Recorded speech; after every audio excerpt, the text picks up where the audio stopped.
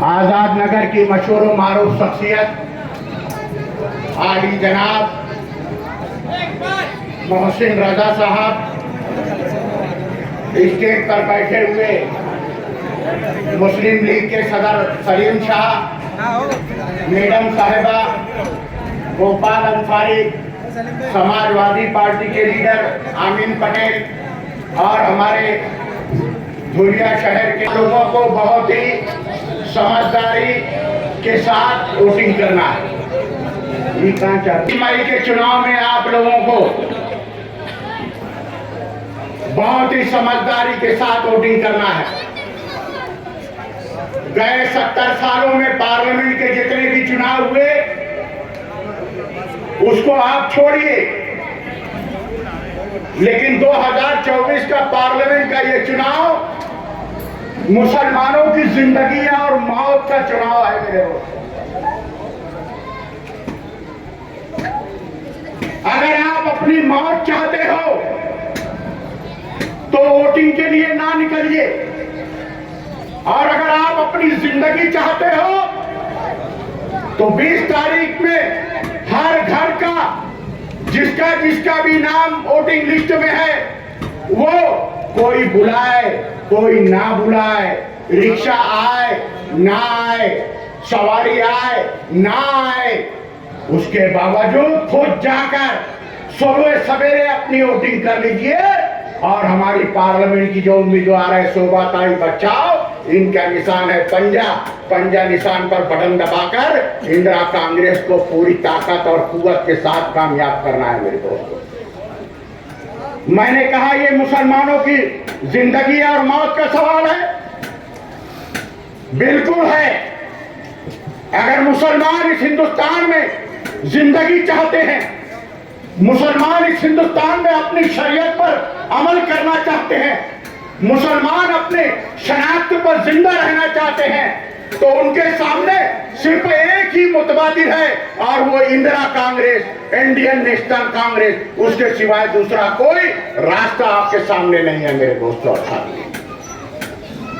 याद रखो, फिरका परस्त ताकतें, खास तौर पर भारतीय जनता पार्टी के लीडर वाजपेयी ने परसों कहा है कि मैं जब तक जिंदा हूं मुसलमानों को मुलाजमत में, तालीम में कतई तौर पर मैं आरक्षण, रिजर्वेशन नहीं दूंगा।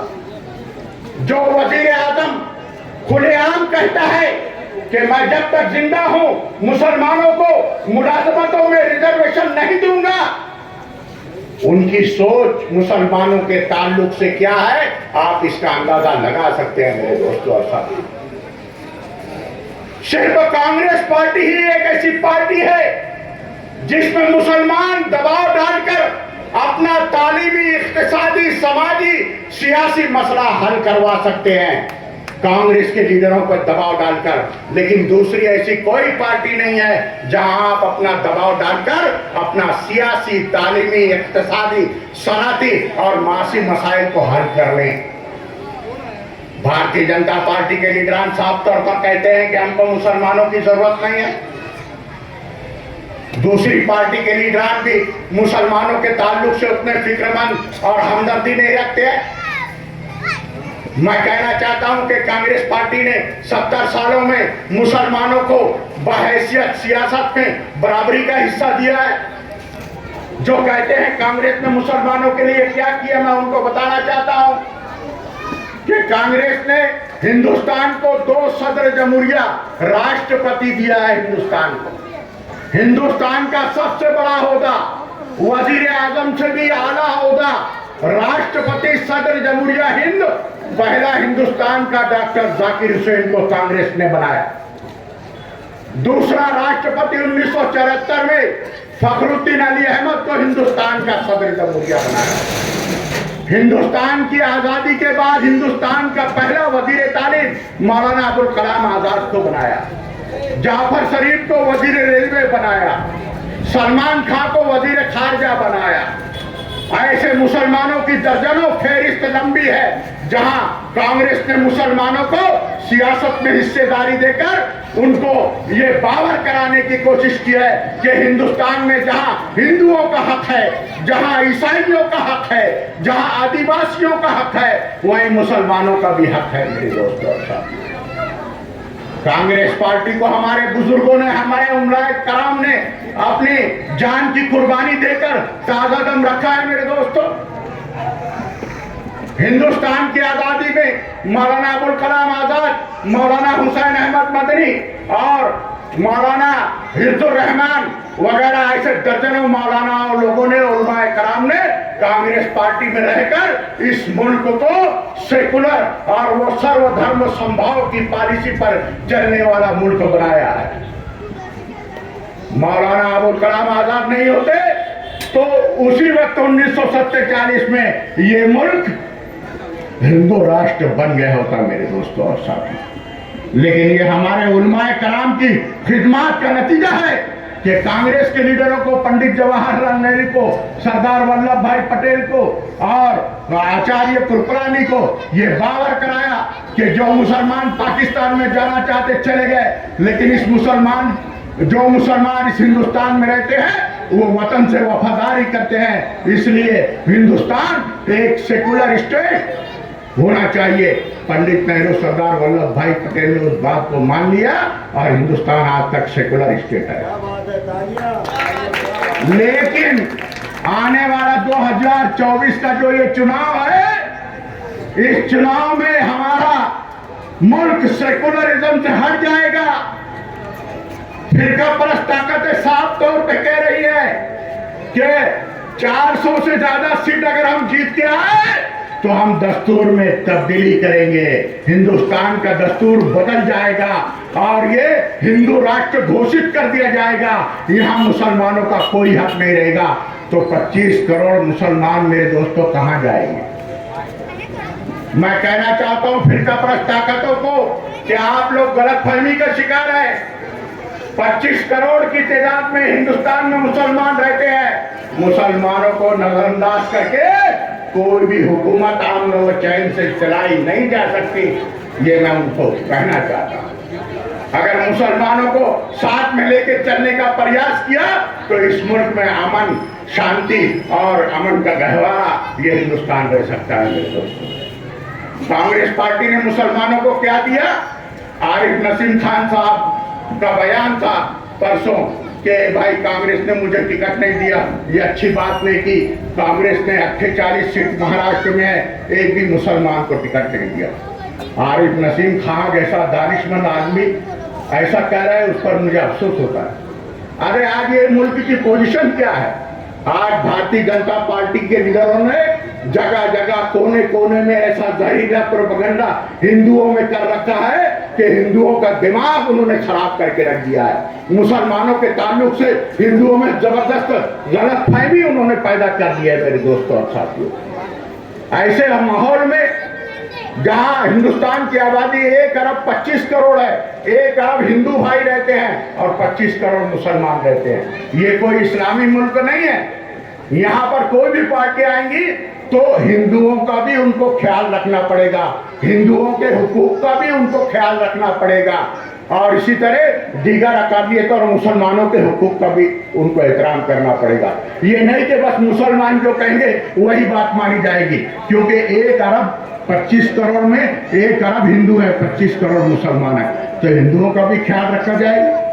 तो उनका जहन इतना खराब कर दिया है कि अगर हम मुस्लिम कैंडिडेट देते तो वो हमारे बिरादरान वतन में जाके प्रोपेगेंडा करते, देखो इंदिरा कांग्रेस मुस्लिम लीग बन गई है, देखो फलाने मुसलमान को टिकट दे रही है, फलाने मुसलमान को टिकट दे रही है।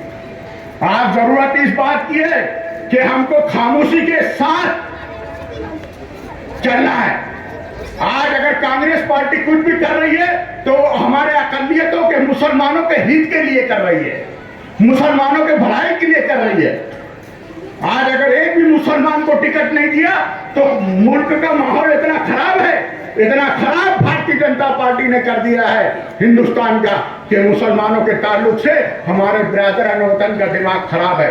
ऐसे में अगर हम मुसलमान पॉलिसी अपनाएंगे इंदिरा कांग्रेस, तो झट से इंदिरा कांग्रेस पर मुस्लिम लीग पार्टी होने का ठप्पा लगा देंगे। मेरे दोस्तों और साथियों, जिस आरिफ नसीम खान ने ये इल्जाम लगाया कि उनको टिकट नहीं दी गया, उसी आरिफ नसीम खान को बंबई से कांग्रेस पार्टी ने 2 मर्तबा एमएलए का टिकट दिया, 2 मर्तबा उनको वजीर बनाया, 3 मर्तबा उनको वजीर बनाया, 1 दफे राज्य मंत्री और 2 मर्तबा कैबिनेट मिनिस्टर का दर्जा उनको दिया। क्या कम दिया कांग्रेस ने? और इस तरह इस महाराष्ट्र में अभी अभी राज्यसभा से मशहूर शायर इमरान प्रतापगढ़ी को कांग्रेस पार्टी ने महाराष्ट्र से राज्यसभा में लिया, पार्लियामेंट का मेंबर बना। मेरे दोस्तों और साथियों, कांग्रेस ने इस महाराष्ट्र में महाराष्ट्र का जो सबसे बड़ा ओहदा है, जो सबसे आला ओहदा है, जिसे राजा कहा जाता है, उस ओहदे को मुख्यमंत्री वजीर आला अब्दुल रहमान अंतुले को कांग्रेस पार्टी ने 1980 में इस महाराष्ट्र का मुख्यमंत्री बनाया था। और उस अब्दुल रहमान अंतुले ने, हमारे पुलिस वाले यहाँ मौजूद हैं, पहले आधी चड्डी खाकी पे चलते थे पुलिस वाले, वजीर आला बनते ही हमारे पुलिस वाले को फुल पैंट पहना दिया उन्होंने। पहले पुलिस भी शर्माती थी, आधा पैंट जल के चलने में घुटना दिखता था, वो भी बेचारे शर्माते थे।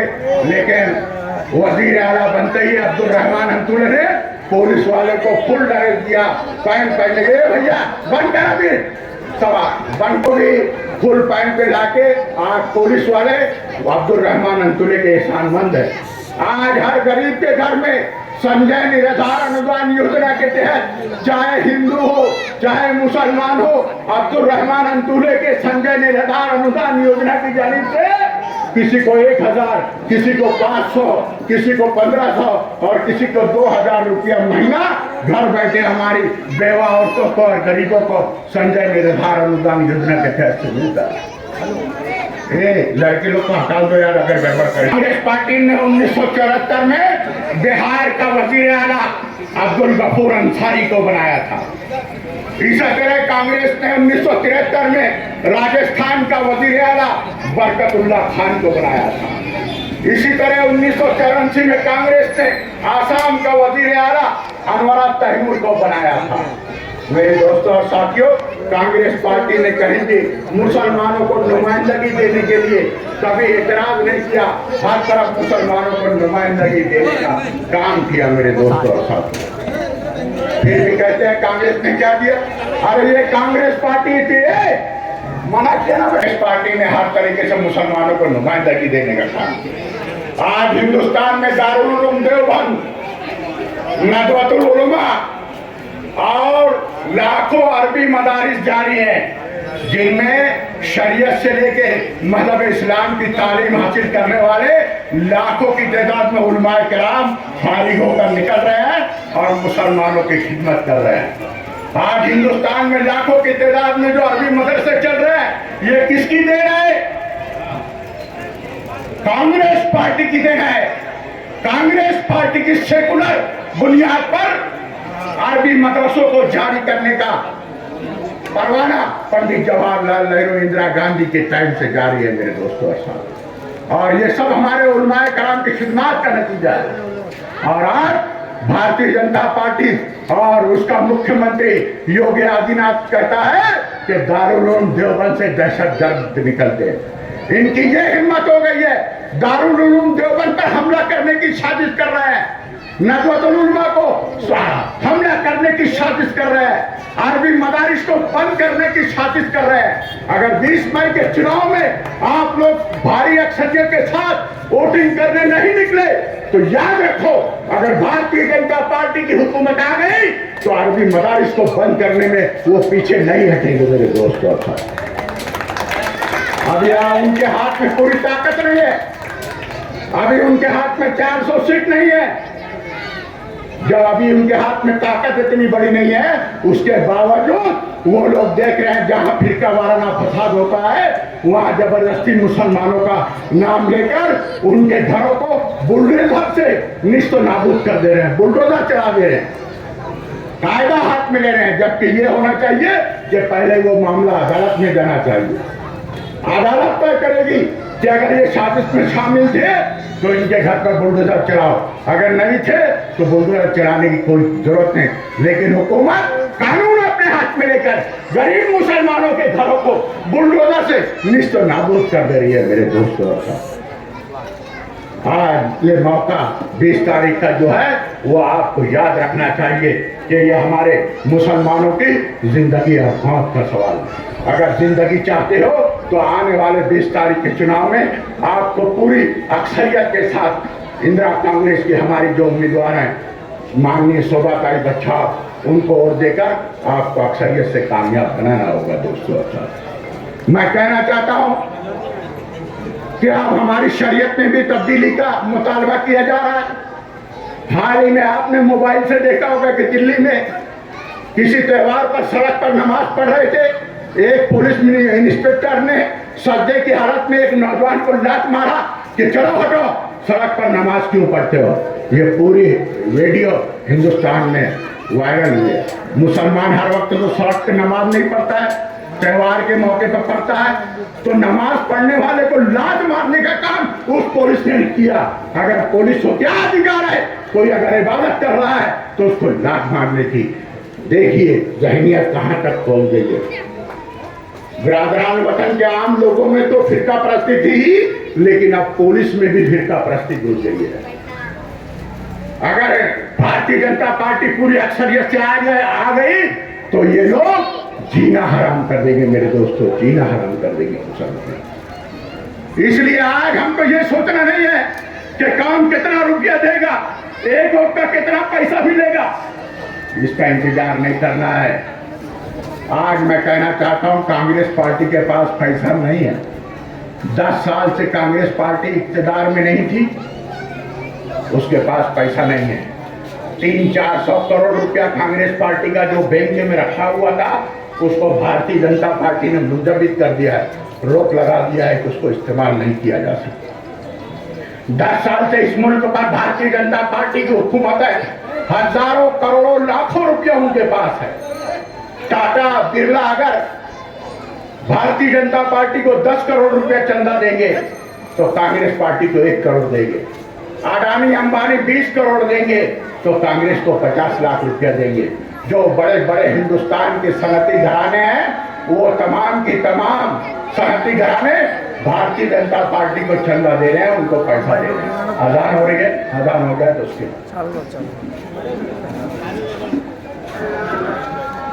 तारीख को हमको बहुत समझदारी से वोटिंग करना चाहता हूँ। दोस्तों और साथियों, मौलाना अबुल कलाम आजाद इस मुल्क के एक जय्यद आलिम थे। हिंदुस्तान में जो बेबसी और कमजोरी की जिंदगी जी रहे हैं मेरे दोस्तों और साथियों, अगर 1947 में मौलाना अबुल कलाम आजाद जो हम बात कांग्रेस के लीडरों से कह रहे थे और मुसलमानों से भी कह रहे थे, लेकिन उस वक्त मुसलमान बहुत जज्बात में थे। मौलाना अबुल कलाम आजाद की बातों को उन्होंने नहीं माना। मौलाना आजाद कहते थे कि हिंदुस्तान को एक रहने दो, अखंड भारत रहने दो, मुत्तहिदा हिंदुस्तान रहने दो, पाकिस्तान मत बनाओ। पाकिस्तान बनने के बाद हिंदुस्तान का मुसलमान कमजोर हो जाएगा। लेकिन मौलाना आजाद की बात को नहीं माना गया और हिंदुस्तान का बंटवारा हो गया। पाकिस्तान एक नई इस्लामी मुमलिकत वजूद में आई और इस तरह मौलाना आजाद ने जामे मस्जिद की सीढ़ी पर खड़े होकर कहा कि पाकिस्तान बन गया है, आज हिंदुस्तान का मुसलमान बेबस और कमजोर हो गया। दोस्तों और साथियों, आज पाकिस्तान की आबादी 22 करोड़, बांग्लादेश जो मशरकी पाकिस्तान कहलाता था उसकी आबादी 22 करोड़ और हिंदुस्तान में मुसलमान 25 करोड़। 22 गुने 44 और 25 कितना हुआ?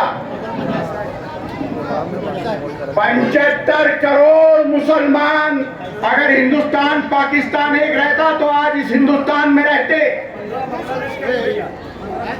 22 करोड़ बांग्लादेश है, जोड़ो ना, और 22 पाकिस्तान के, 44 और 25 हिंदुस्तान के। 75 करोड़ मुसलमान आज हिंदुस्तान में रहते। और आज चाहे किसी भी पार्टी की हुकूमत आए, अगर भारतीय जनता पार्टी की भी हुकूमत आती तो 8 राज्यों में मुस्लिम मुख्यमंत्री और मुस्लिम मंत्रिमंडल रहता। कश्मीर में हमेशा मुस्लिम मुख्यमंत्री रहता, चाहे कोई पार्टी की हुकूमत आए। सिंध में हमेशा मुस्लिम मुख्यमंत्री रहता, पंजाब में मुस्लिम मुख्यमंत्री रहता, बलूचिस्तान में मुस्लिम मुख्यमंत्री रहता, सरहद में मुस्लिम मुख्यमंत्री रहता, आसाम में मुस्लिम मुख्यमंत्री रहता, बांग्लादेश में मुस्लिम मुख्यमंत्री रहते। और आज पार्लियामेंट में अब ये जो नरेंद्र मोदी 56 इंच का सीना तान कर मुसलमानों के खिलाफ जो बात करते हैं, अगर मुत्तहिदा पाकिस्तान रहता तो लोकसभा में 250 मुस्लिम खासदार रहते, 250। और वो जियाउल हक, मुजीबुर रहमान, जुल्फिकार अली भुट्टो, ये कोई फांसी देकर नहीं मरते, आज वहां खासदार रहते। और ये जब 56 इंच का सीना तानता तो उधर से शेख मुजीबुर रहमान खड़े होते, उधर से जुल्फिकार अली भुट्टो खड़े होते, उधर से तमाम 250 मुस्लिम खासदार खड़े होकर इनके 56 इंच के सीने को 12 इंच का बना देते। मेरे दोस्तों, ये ताकत अखंड भारत में रहती मेरे दोस्तों। लेकिन इस ताकत को पाकिस्तान बनाने के बाद हमने खत्म कर दिया मेरे दोस्तों। और मौलाना आजाद उस दिन से मायूस हो गए कि हमने बहुत बड़ी गलती की। दोस्तों और साथियों, आज फिर मुसलमानों को कमजोर और बेबस करने की साजिश की जा रही है। साफ तौर पर नरेंद्र मोदी कहता है कि भारतीय जनता पार्टी की हुकूमत आएगी तो हम शरीयत में तब्दीली करेंगे। शरीयत में तब्दीली करेंगे म्हणजे आप शादी ब्याह जिस तरह इस्लामी तर्ज पे करते हो नहीं कर सकोगे। आप लोग जिस तरह से मदारिस में अरबी तालीम हासिल करते हो नहीं कर सकोगे। आपको जिस तरह मुकम्मल मजहबी आज़ादी हासिल है, आप ईद, बकरीद, मुहर्रम, ईद मिलादुन्नबी का जुलूस शानदार तरीके पर निकालते हो, मनाते हो, वो सब पर आप पर पाबंदी लग जाएगी। आज हम देखते हैं कि भारतीय जनता पार्टी ये तय करने लगी कि मुसलमान क्या खाएंगे और क्या नहीं खाएंगे। ये दुनिया का वाहिद ऐसा मुल्क है जहाँ पाबंदी लग रही है कि इंसान को क्या खाना चाहिए और क्या नहीं खाना चाहिए। मेरे दोस्तों, ये भारतीय जनता पार्टी दोगली पार्टी है।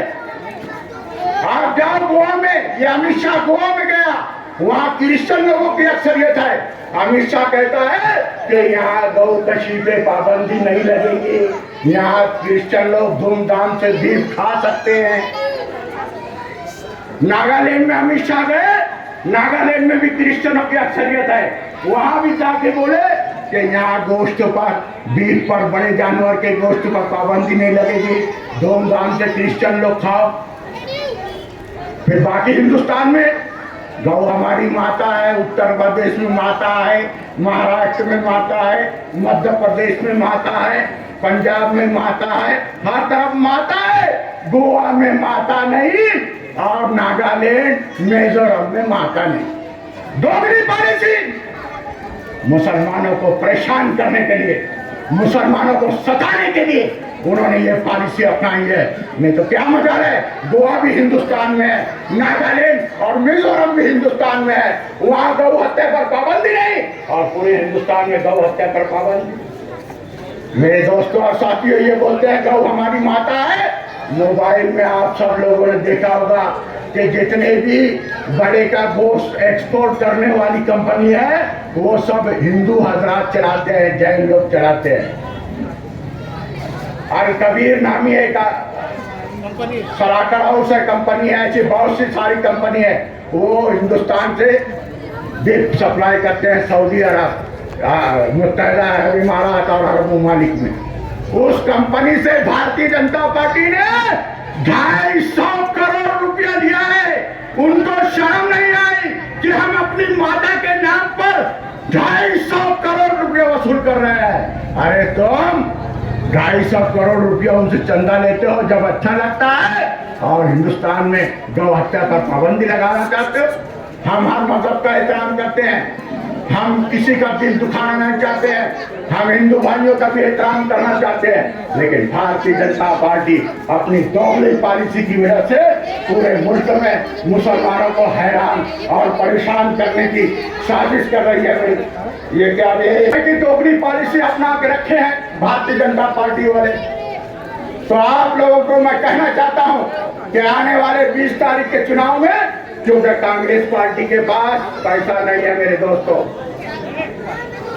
हाँ, वर्करों को उस दिन चाय पानी वगैरह का सब पैसा मिलेगा, लेकिन जो आप समझ रहे हैं कि पहले जैसा, तो 10 साल से कांग्रेस पार्टी इक़्तिदार में नहीं है, पैसा नहीं है। और आज हमको पैसा नहीं देखना है, आज अगर मुसलमानों को देखना है कि उनकी जिंदगी और मौत का सवाल है। अगर वो मौत चाहते हैं तो ना निकले अपने घरों से वोटिंग देने के लिए, लेकिन अगर वो एक नई जिंदगी इस हिंदुस्तान में जीना चाहते हैं तो आने वाली 20 तारीख के चुनाव में हर घर का आदमी जिसका वोटिंग है वो अपना खुद जाकर पोलिंग स्टेशन पे पंजे की बटन दबाकर हमारी 100 बच्चा को प्रचंड और अक्सरियत के साथ इस चुनाव में जिताओ, ताकि आने वाले अगले चुनाव में जब कांग्रेस पार्टी का नुमाइंदा आएगा तो डटकर पार्लियामेंट में जो अकलियतों के ताल्लुक से जो पॉलिसी है उसको अपनाएगा मेरे दोस्तों। अच्छा, मैं अपना आखिरी जुमला खत्म करके अपनी तकरीर खत्म करूंगा मेरे दोस्तों। अच्छा, आज आप लोग देखे हैं कि गए 4-5 महीनों से फलस्तीन की जंग जारी है। इसराइल ने बमबारी करके गजा रफा को तबाह कर दिया है। लाखों मुसलमान खुले आसमान के नीचे अपनी जिंदगी बसर कर रहे हैं, खैमों में रह के भूखे प्यासे, न पानी है न खाना है। ऐसे हालात में खुले मैदान में जिंदगी बसर कर रहे हैं, लेकिन उनकी हिमायत में भी भारतीय जनता पार्टी एक लफ्ज बोलने के लिए तैयार नहीं। पूरी दुनिया के ईसाई हो, क्रिश्चियन हो, पूरी दुनिया के लोग अमेरिका में, इंग्लैंड में, इंडोनेशिया में, हर मुल्क में फलस्तीन की हिमायत में मुजाहरे हो रहे हैं, लेकिन हिंदुस्तान में अगर कोई फलस्तीन के हिमायत में मुजाहरा करता है तो उसको गिरफ्तार कर लिया जाता है। भारतीय जनता पार्टी किसी कीमत पर फलस्तीन के काज की हिमायत नहीं कर रही है, जबकि आज भी बैतुल मुक़द्दस यहूदियों के कब्जे में है। फलस्तीन के मुजाहिदीन का ये नारा है कि बैतुल मुक़द्दस मुसलमानों के कब्जे में आना चाहिए, यहूदियों की गुलामी से बैतुल मुक़द्दस को आजाद करना है। तो मेरे दोस्तों और साथियों, इस हिंदुस्तान में ऐसी हुकूमत लाओ, वो सिर्फ कांग्रेस पार्टी है जो अक़वाम मुत्तहिदा यूएन में बैठकर बैतुल मुक़द्दस की आजादी की हिमायत कर सकती है। वही कांग्रेस पार्टी का निशान पंजा है, पंजे निशान पर सिक्का लगाकर हमको 100 बच्चों को कामयाब बनाना है। जय हिंद, जय माता।